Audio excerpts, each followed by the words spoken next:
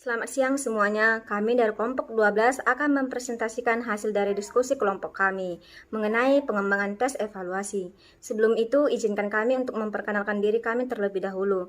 Perkenalkan, nama saya Jenita Tampu Bolon, bersama kelima teman saya, Juwita Silalahi, Yosepa Simamora, Jessica Purba, Ayu Silalahi, dan Melin Siohombing. A. Pengertian tes. Tes merupakan himpunan pertanyaan yang harus dijawab.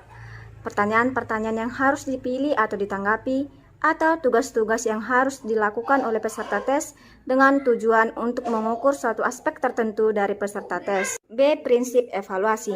Evaluasi pembelajaran menganut prinsip 1. Menyeluruh, 2. Kontinu, 3. Berorientasi pada kompetensi, 4. Valid, 5. Objektif atau adil, 6. Terbuka, 7. Bermakna, 8. Mendidik, 9. Memotivasi, 10. Akuntabel.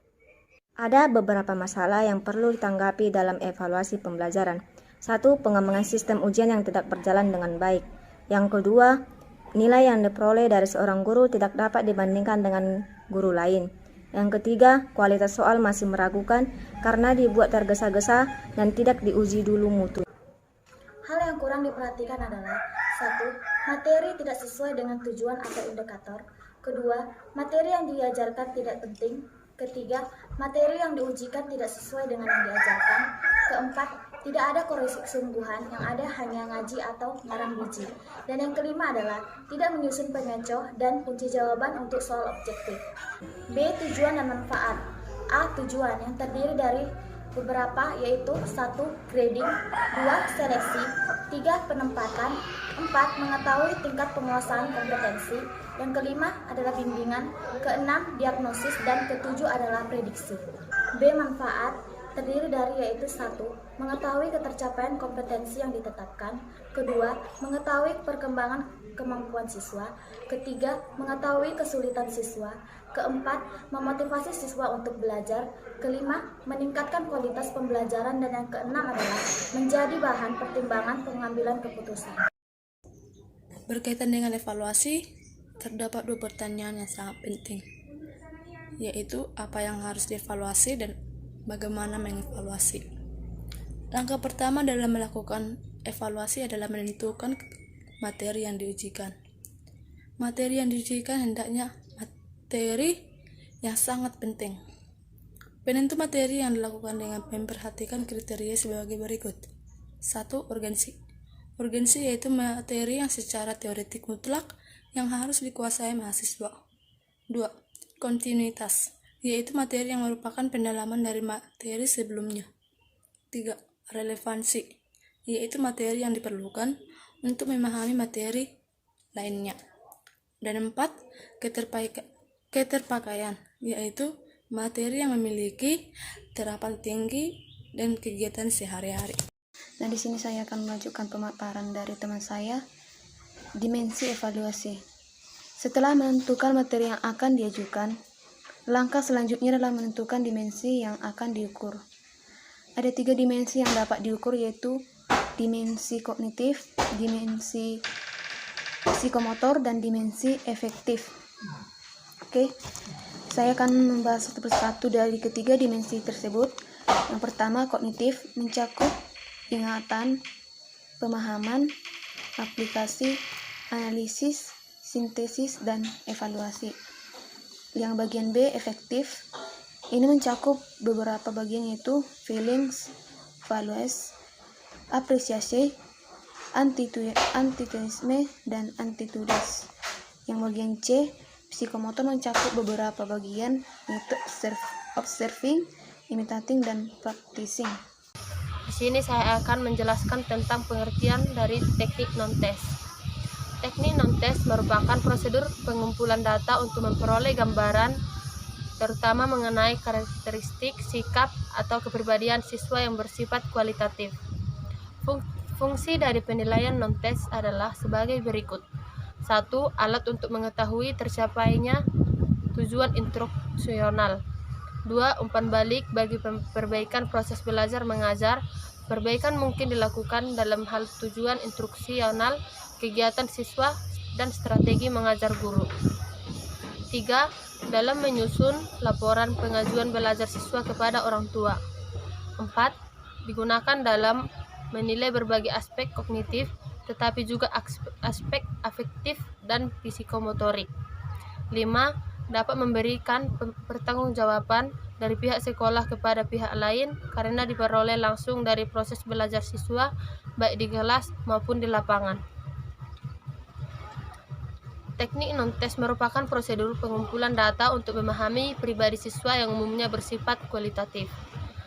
Dalam hubungannya dengan memahami kesulitan belajar siswa, berikut macam-macam teknik non-tes yang dilakukan. A. Teknik observasi. Observasi adalah suatu metode pengumpulan data dengan jalan pengamatan yang bertujuan untuk mendapatkan data tentang suatu masalah sehingga diperoleh suatu pemahaman dan dilakukan secara langsung dan secara sistematis. Dalam teknik observasi ada beberapa hal yang perlu dilakukan. Di antaranya 1. Rencana terlebih dahulu observasi yang akan dilakukan, meliputi apa yang akan diobservasi, siapa yang akan diobservasi, bagaimana observasi dilakukan. 2. Lengkapilah dengan catatan selama observasi. 3. Kaji ulang hasil observasi dengan individu-individu yang terlibat. Tujuan observasi yaitu mengumpulkan data dan informasi mengenai fenomena, baik yang berupa peristiwa maupun tindakan. Karakteristik teknik observasi yaitu mempunyai arah dan tujuan yang jelas, bersifat ilmiah, terdapat berbagai aspek yang akan diobservasi, praktis penggunaannya. B. Wawancara. Wawancara adalah suatu metode pengumpulan data dengan jalan mengadakan komunikasi dengan sumber data. Komunikasi tersebut dilakukan dengan dialog atau tanya jawab. Adapun hal-hal yang dilakukan dalam wawancara yaitu A. Pewawancara harus mendengar, mengamati, menyelidiki, menanggapi, dan mencatat apa yang sumber data diberikan. B. Dalam proses wawancara, pewawancara harus meredam egonya dan melakukan pengendalian tersembunyi. Wawancara dapat dilakukan dengan dua cara, yaitu A. Interview bebas. Responden mempunyai kebebasan untuk mengutarakan pendapatnya tanpa dibatasi oleh patokan-patokan yang telah dibuat oleh subjek evaluasi. B. Interview terpimpin, yaitu interview yang dilakukan oleh subjek evaluasi dengan cara mengajukan pertanyaan-pertanyaan yang sudah disusun terlebih dahulu. Kelebihan teknik wawancara yaitu 1. Flexibility. Wawancara dapat secara jelas mengajukan pertanyaan sesuai dengan situasi yang dihadapi pada saat itu. 2. Nonverbal behavior. Wawancara dapat mengetahui perilaku nonverbal, misalnya rasa suka, tidak suka, atau perilaku lainnya pada suatu pertanyaan yang diajukan dan dijawab oleh sumber. Kelemahan teknik wawancara. 1. Mengadakan wawancara dengan individu satu persatu memerlukan banyak waktu dan tenaga dan juga mungkin biaya. 2. Walaupun dilakukan secara tatap muka, namun kesalahan bertanya dapat menafsirkan jawaban masih bisa terjadi. Seringkali atribut seperti jenis kelamin, etnik, suatu sosial, jabatan, usia, pakaian, penampilan, fisik, dan sebagainya. 3. Keberhasilan wawancara sangat tergantung dalam kepandaian pewawancara dalam melakukan hubungan antar manusia atau human relation.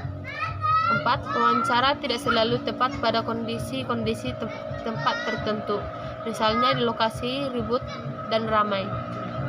5. Sangat tergantung pada kesedihan dan kemampuan dari pewawancara. C. Kuesioner atau angket. Kuesioner atau angket adalah alat pengumpul data melalui komunikasi tidak langsung, yaitu melalui tulisan. Angket ini berisi daftar pertanyaan yang ditujukan kepada responden untuk dijawab, di mana peneliti tidak langsung bertanya jawab dengan responden yang bertujuan untuk mengumpulkan keterangan tentang berbagai hal yang berkaitan dengan responden antar manusia atau human relation. 4. Wawancara tidak selalu tepat pada kondisi-kondisi tempat tertentu, misalnya di lokasi ribut dan ramai. 5. Sangat tergantung pada kesedihan dan kemampuan dari pewawancara. C. Kuesioner atau angket. Kuesioner atau angket adalah alat pengumpul data melalui komunikasi tidak langsung, yaitu melalui tulisan.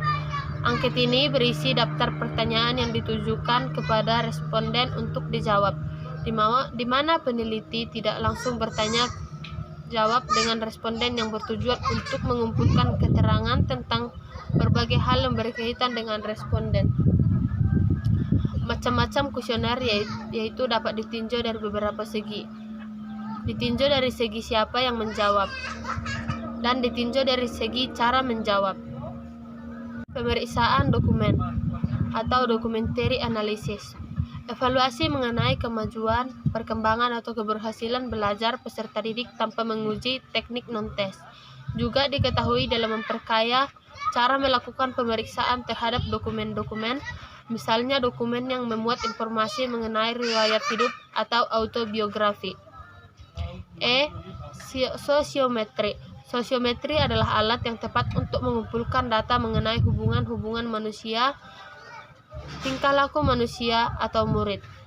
Sosiometri adalah alat untuk meneliti struktur sosial dari suatu kelompok individu dengan dasar penelaahan terhadap relasi sosial dan status sosial dari masing-masing anggota kelompok yang bersangkutan. Macam-macam sosiometri yaitu: 1. Tes yang mengharuskan untuk memilih beberapa teman dalam kelompok sebagai pernyataan kesukaan untuk melakukan kegiatan tertentu atau kriterium bersama-sama dengan teman-teman yang dipilih.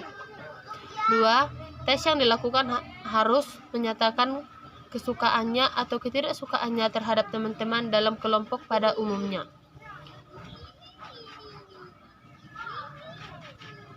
Norma-norma sosiometri. Baik tidaknya hubungan sosial individu dengan individu lain dapat dilihat dari beberapa segi, yaitu 1. Frekuensi hubungan, yaitu sering tidaknya individu bergaul. 2. Intensitas hubungan, yaitu intim tidaknya individu bergaul. 3. Popularitas hubungan, yaitu banyak sedikitnya teman bergaul. Baiklah, selanjutnya saya akan menjelaskan tentang evaluasi dimensi kognitif.